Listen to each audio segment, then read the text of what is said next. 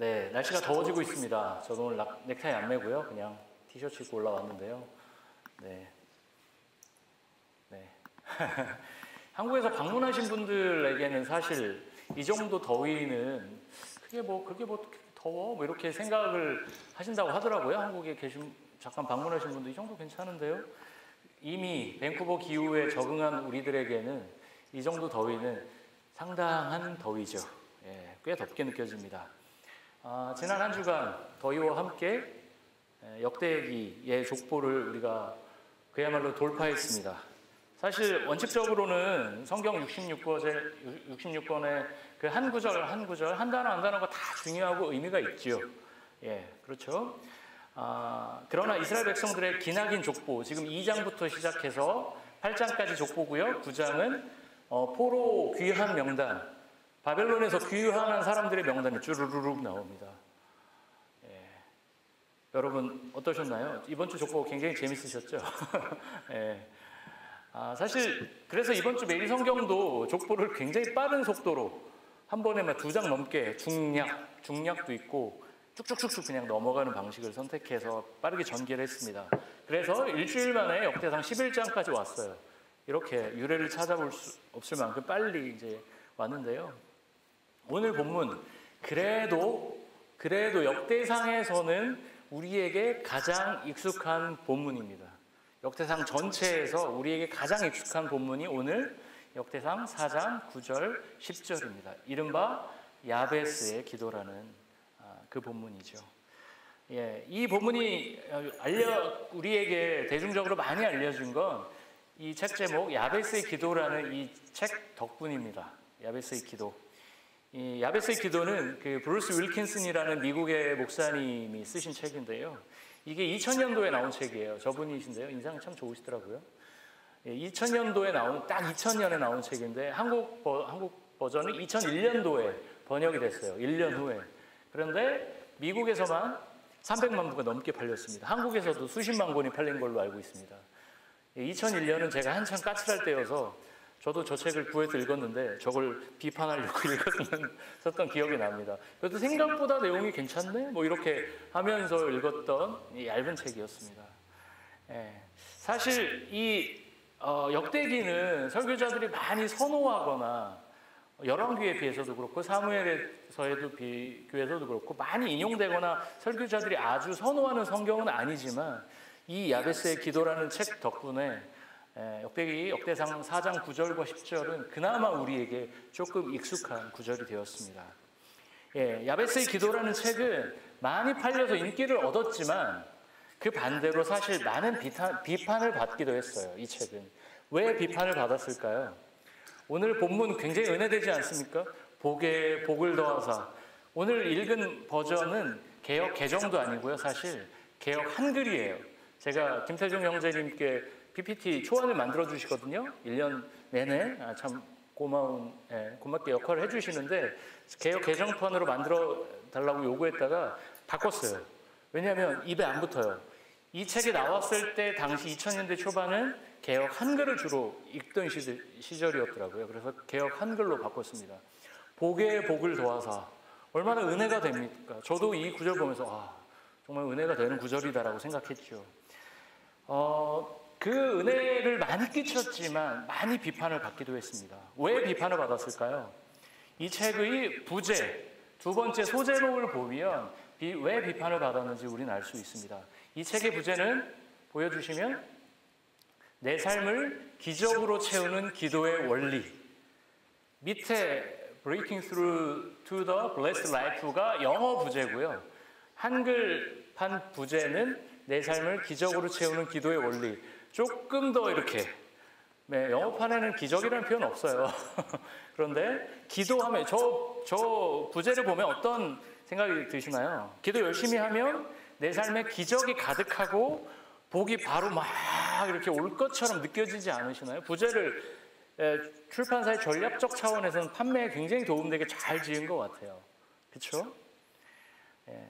야베스의 기도는 저 부제를 읽으면 우리가 오해하는 것처럼 흔히 기복신앙이라고 하는 기복신앙을 조장한다는 비판을 많이 받았습니다. 기복신앙이 무엇이죠? 기복신앙? 신앙의 중심이 복을 받는 데 있다라는 거예요. 기도하는 것도 복받기 위해서 기도하고, 예배드리는 것도 자손들이 복받기 위해서 기도하고, 그게 이제 기복신앙이죠. 쉽게 표현하면. 그런데요, 제가 여기서 질문을 던져볼게요. 복을 구하는 신앙이 잘못된 건가요? 자손이 잘 자라기를, 자손이 잘 성장하기를, 좋은 직업을 얻기를, 이런 기도가 잘못된 걸까요? 하나님은 하나님이 사랑하시는 사람들에게 복을 주시기를 원하는 분입니다. 우리가 복을 구하는 것 자체가 문제가 되지 않아요. 문제는 우리가 구하는 복이 도대체 무엇일까? 거기에서 포인트가 갈리게 되겠죠. 사실은 성경에서 복이라는 것, blessing이죠. 복이라는 것은 한 문장으로 규정하기 어려울 만큼 다양하게 표현이 됩니다. 구약에서 복하면 떠오르는 인물이 있죠. 우리는 첫 번째로 누굴 떠올릴까요? 복받은 인물들 많지만 아브라함을 얘기를 할 수 있을 것 같습니다. 창세기 12장 1절, 2절 너무나 우리에게 익숙한 본문이죠. 주님께서 아브라함에게 말씀하십니다. 떠나라. 말씀하시죠? 12절에서 2절에서 내가 너로 큰 민족이 되고 너에게 복을 주어서 내가 크게 이름을 떨치게 하겠다. 너는 복의 근원이 될 것이다 라고 얘기하고 있습니다. 아브라함에게 큰 민족이 되게 해주겠다는 약속 어떻게 될까요? 그대로 이루어집니다. 그리고요, 큰 민족이 되게 해주겠다는 약속은 요즘 언어로 하면 너의 사업이 잘 되게 하겠다라는 표현이죠. 그렇게 봐도 됩니다. 그야말로 아브라함은 하나님의 축복을 받아서 그야말로 부자가 되고요, 말년으로 갈수록 잘 풀립니다. 승승장구한 인생이죠. 좀 전에 읽었던 창세기 12장 1절 말씀처럼 하나님께서 너희 집을 떠나라는 명령에 순종했더니 하나님께서 아브라함의 인생을 순탄하게 하셨습니다. 순탄하게 인도하셨습니다.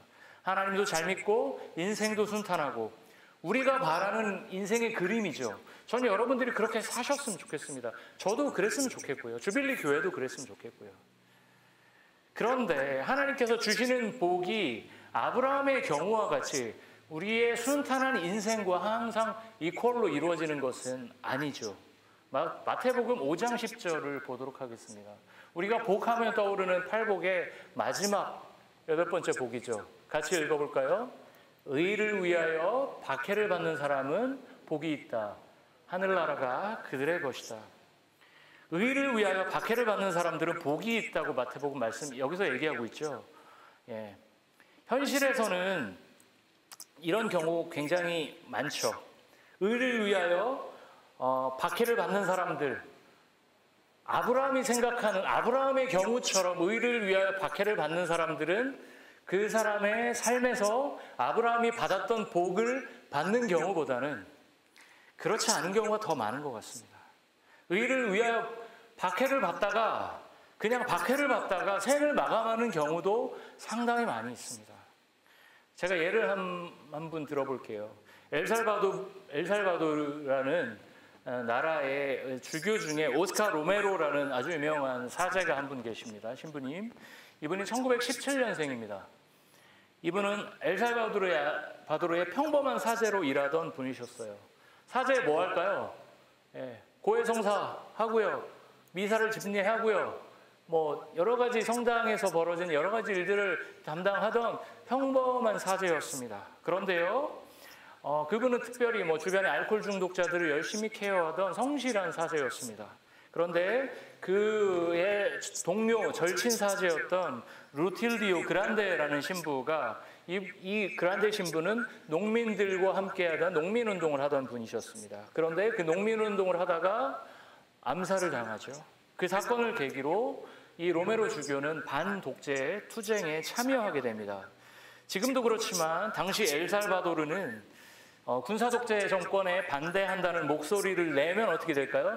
바로 암살을 당하는, 그게 이제 엘살바도르의 1979년, 80년의 현실이었습니다. 요즘에도 사실 중남미에서는 이틀 전에 제가 봤는 콜롬비아 대통령 선거에 제1야당 후보가 이틀 전에 총을 3방 맞았다고, 그 총을 쏘는 사람이 15살짜리 소년이었다고 얘기하는데요. 그런 일들이 여전히 지금도 있는데요. 1979년엔 더 했겠죠. 로메로 신부는 1979년부터 만 60세가 넘어설 때까지 60세 전까지는 그냥 평범한 그냥 그야말로 목회를 했습니다.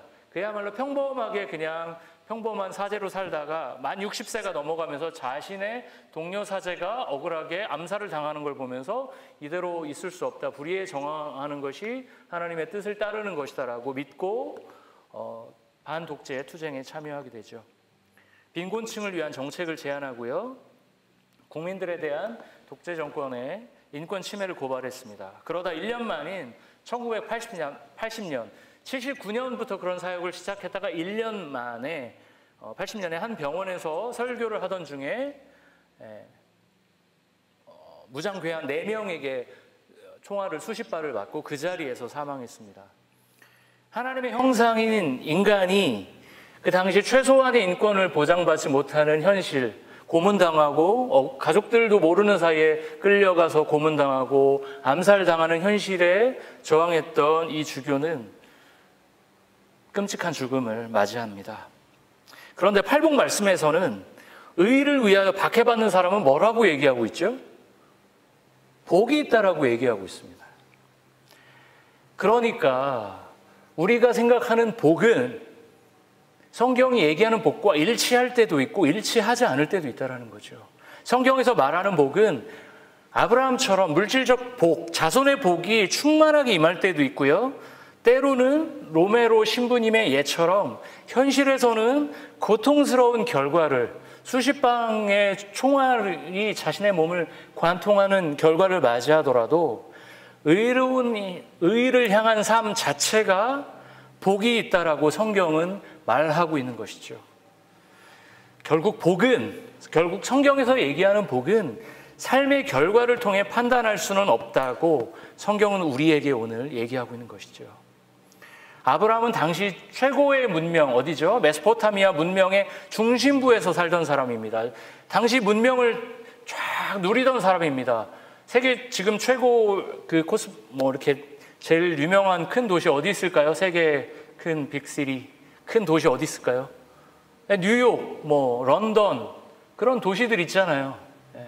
그런 도시들 있잖아요. 파리 그런 도시에서 지금 아브라함이 지금 여기서 떠나라고 하는 건 어디죠?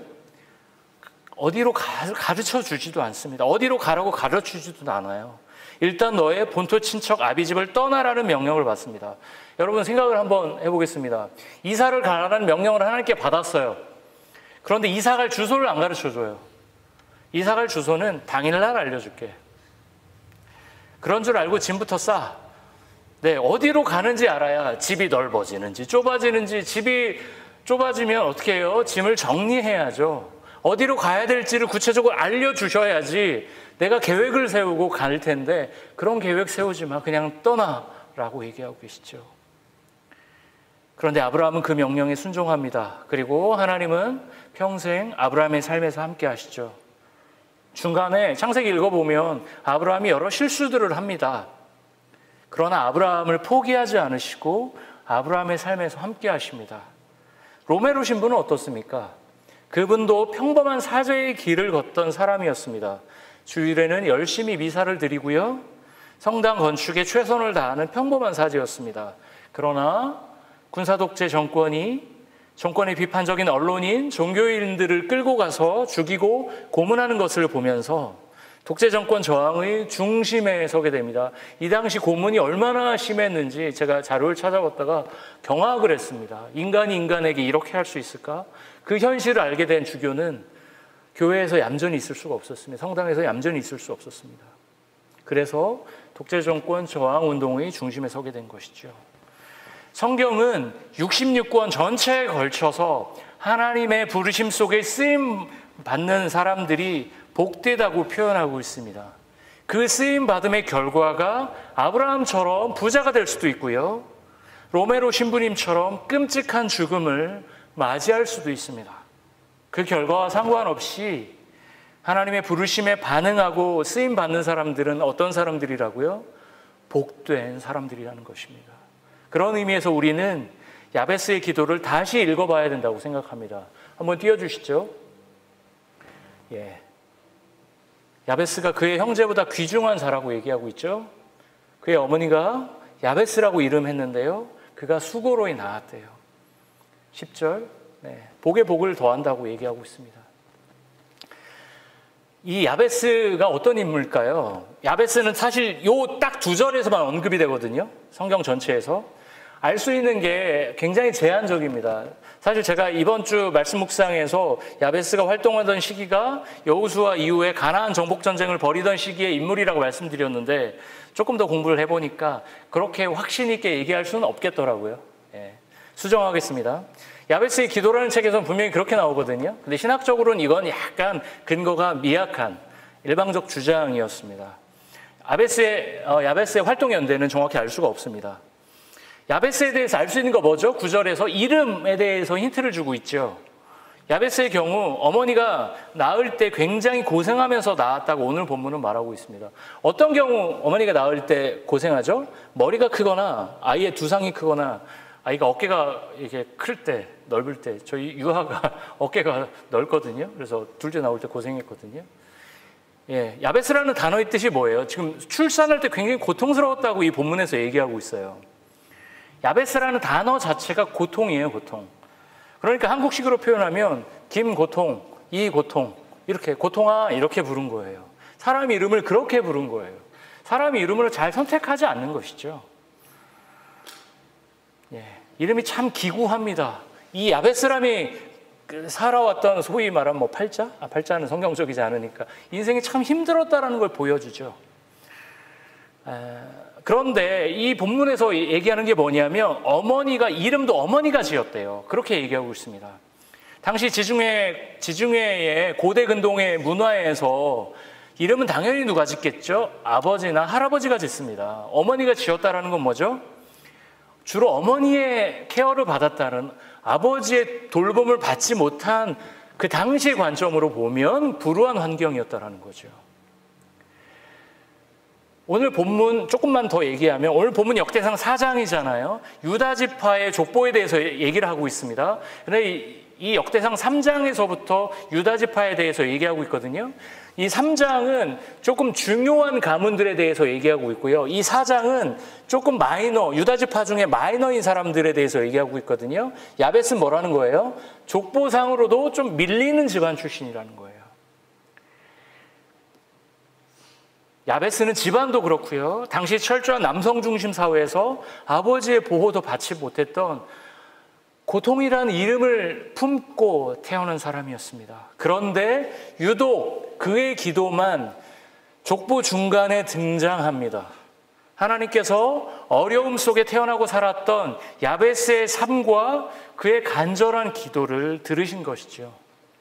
그의 기도를 보면 주님 제 지경을 넓혀주시고 고통스럽지 않게 하시고 근심 없게 해주십시오 라고 그는 솔직하게 기도했습니다. 요즘 말로 하면 기복신앙이라고 비판받을 수 있는 기도였죠.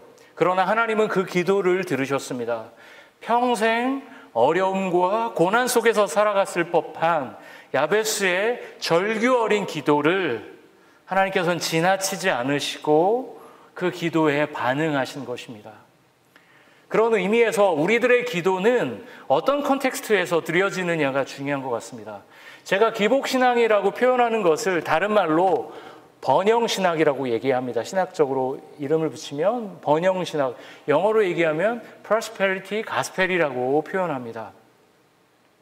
주님을 열심히 믿기만 하면 우리 삶에 물질이 넘치고요, 자손이 번창하고요, 몸이 건강하다라는 거예요. 이게 번영신학입니다.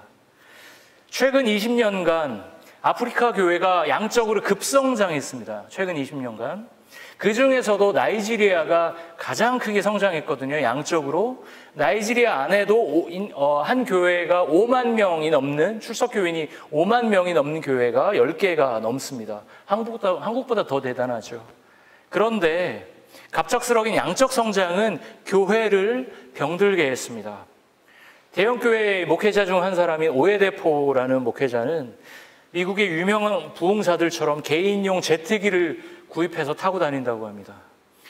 또 다른 대형교회 목사인 아데보에라는 사람은 순 자산이 1억 3천만 달러에 달한다고 합니다. 그는 포브스에서 선정한 세계 부호 랭킹에도 들어갔다고 합니다. 그는 교회에서 11조를 내지 않으면 천국에 가지 못한다고 설교를 하기도 합니다. 저는 11조가 신앙의 선배들이 물려준 아름다운 유산이라고 생각하는데요. 그러나 11조를 내지 않으면 천국에 가지 못한다라는 이 말도 안 되는 설교가 들려지는 교회가 그런 교회들입니다. 번영신학과 부패 때문에 교회가 물든 것이죠. 그들에게 야베스의 기도는 어떤 식으로 활용될까요? 자신들의 번영신학을 뒷받침하기에 적절한 증거 본문입니다. 반면에 같은 아프리카라도 1인당 하루 식비 2불이 없어서 굶는 아이들이 아프리카에만 1억 명이 넘습니다. 그 굶주리는 아이들이 드리는 야베스의 기도를 하나님은 너희 기도가 번영신학이다, 기복적인데? 라고 거절하실까요? 결코 그렇지 않죠. 하나님은 그 간절한 기도를 진심으로 들으실 겁니다. 그런 의미에서 오늘 본문의 야베스의 기도는 이렇게 해야 돼 라고 하는 기도의 정석, 기도의 어떤 정답이라기보다는 기도의 한 가지 방향입니다. 고통과 결핍 속에서 살아가는 하나님의 백성들이 드리는 기도의 한 방향입니다. 그럼 우리의 기도의 정답은 어디에 있을까요? 바로 주님이 가르쳐 주신 기도에 있겠죠. 주기도문이 우리에게 있습니다. 주기도문 한번 보여주시죠. 눈으로 한번 보겠습니다. 마태복음 6장 9절부터 13절까지 10절 보여주시죠. 그 나라가 오게 해주기를 바라죠. 11절 오늘 우리에게 필요한 양식을 내려달라고 기도하라고 주님께서 우리에게 가르쳐 주셨습니다. 우리의 죄를 용서하여 주시고 나라와 권세와 영광이 영원히 아버지께 있다라고 고백하면서 이 기도가 마치고 있습니다. 주님께서도 어떻게 기도하라고 얘기하고 있죠?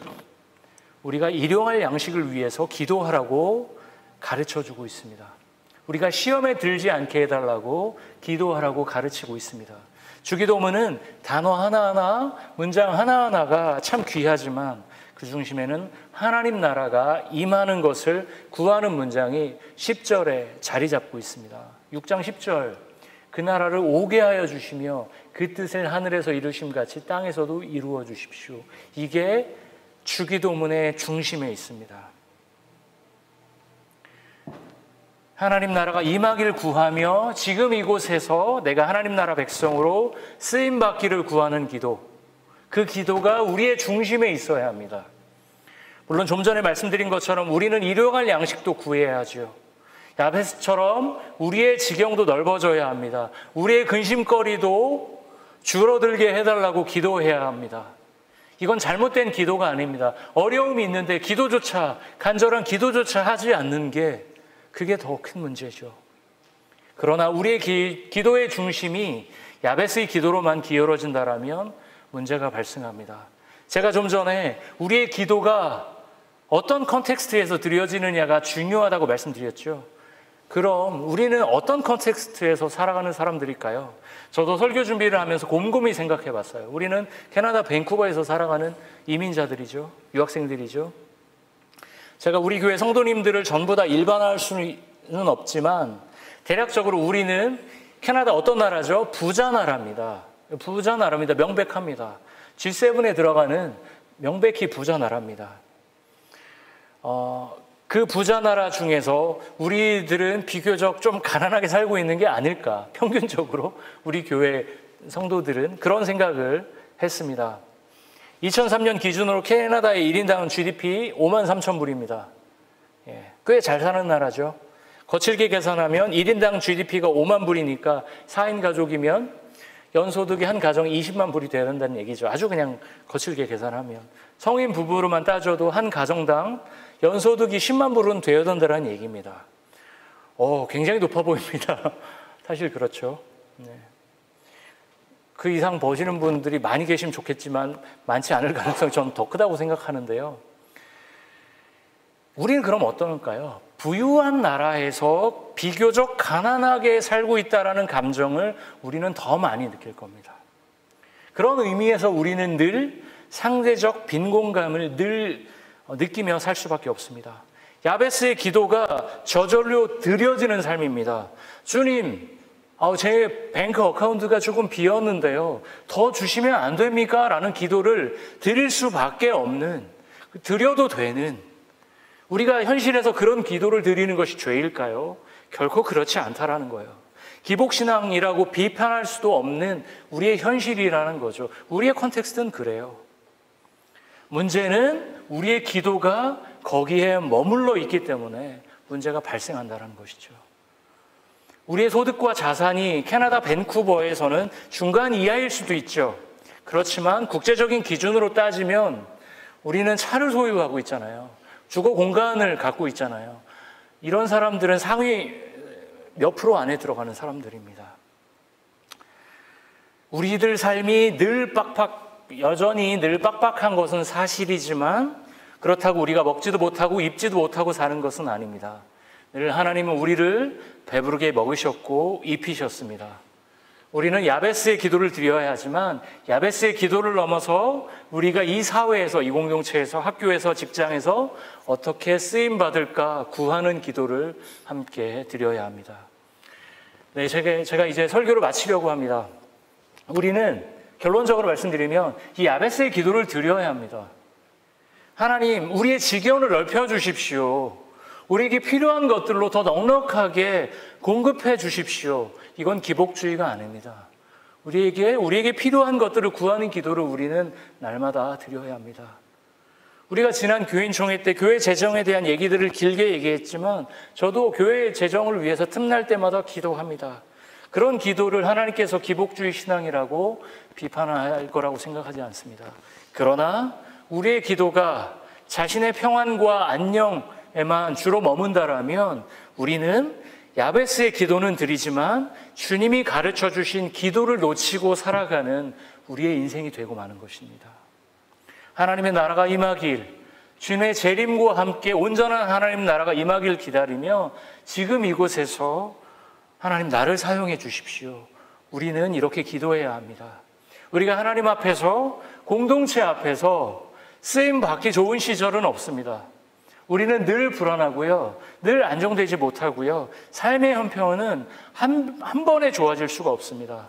그러나 우리가 믿음의 걸음을 한 걸음 한 걸음 내디디며 내 삶을 통해 하나님 나라가 일하시길 기도하는 주빌교회 성도 여러분 되시기를 축원합니다. 우리를 하나님께서 어떻게 쓰실지 알 수 없습니다. 아브라함처럼 쓰실지 로메로 주교처럼 쓰실지 알 수 없습니다. 그러나 우리 눈앞에서 하나님께서 하나님의 사람들을 통해 오늘도 우리를 초청하고 계십니다. 우리를 기다리고 계십니다. 우리가 가진 시간과 재정과 에너지를 지키기보다 주님의 발 앞에 내어놓는 주빌리 교회 성도 여러분 되시기를 축원합니다. 그 아름다운 믿음의 걸음을 하나님은 기다리고 계십니다. 말씀을 마치도록 하겠습니다.